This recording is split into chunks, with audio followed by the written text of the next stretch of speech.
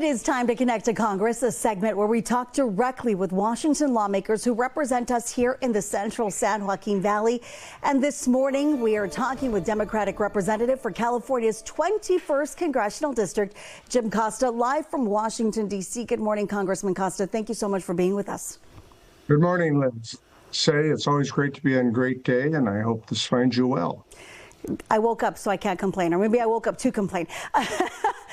Congressman, the January 30th deadline is approaching to fund major parts of the federal government. Some members of Congress insisting on a separate Homeland Security funding vote rather than including it in the package. How would that impact border security and critical DHS programs? And are there any compromises needed to avoid a funding gap?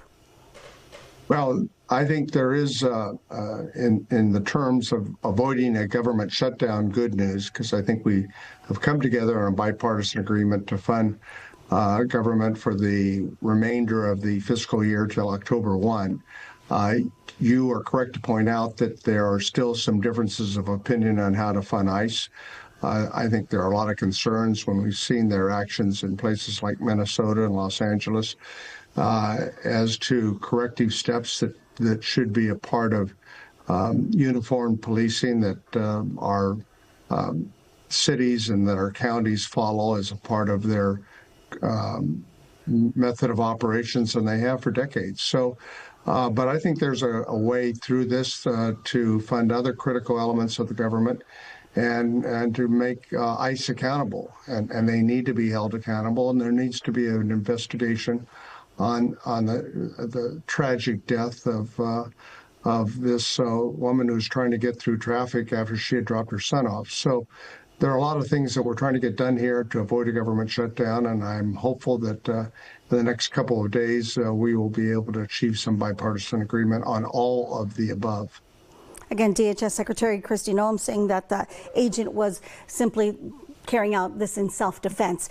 Happening right now, we've got the president that is speaking in. We've got the president speaking right now in Switzerland.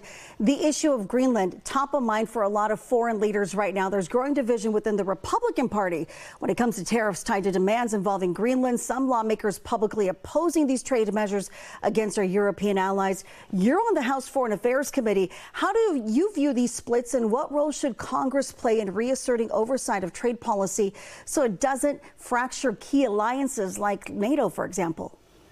Our Constitution needs to be observed, and I think that there are many in Washington on a bipartisan basis that believe that we need to reassert our efforts on tariffs. Hopefully the Supreme Court will rule this week that is, as it's stated in the Constitution, the Congress's determination on tariffs.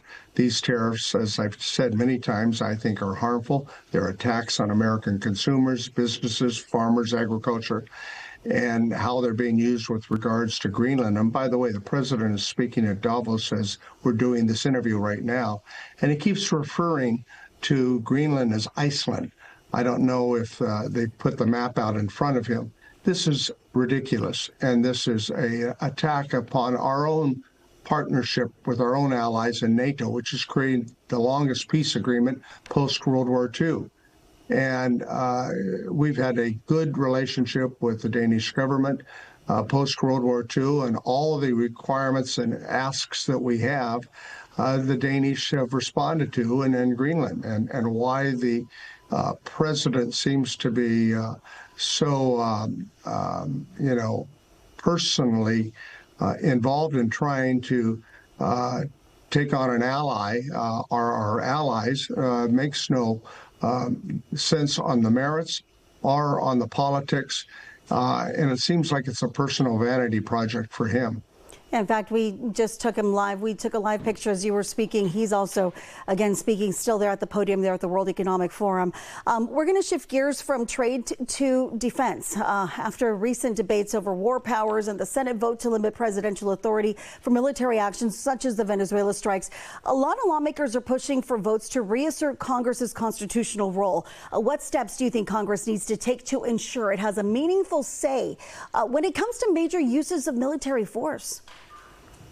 Well, I think Congress has abdicated its role for decades, not just with this president, but in previous administrations, on the power to declare war. Our founding fathers felt that it was very important that Congress make the determination, as we have the power of the purse, although we've been abdicating some of our responsibilities there as well, to ensure that American men and women aren't asked to make the sacrifice to put boots on foreign soil.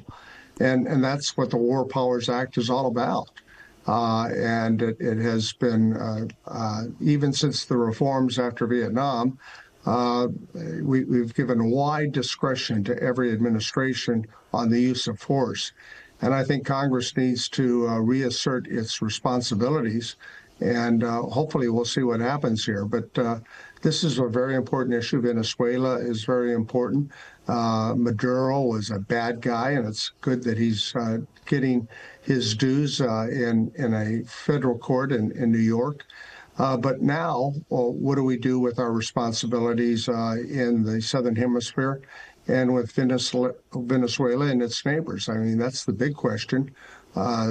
And I don't think there's any clear answers from this administration on how they want to go forward or how they think we should. We need to have this conversation as we move forward, not only with Venezuela, but with our neighbors to the south. A conversation that will continue.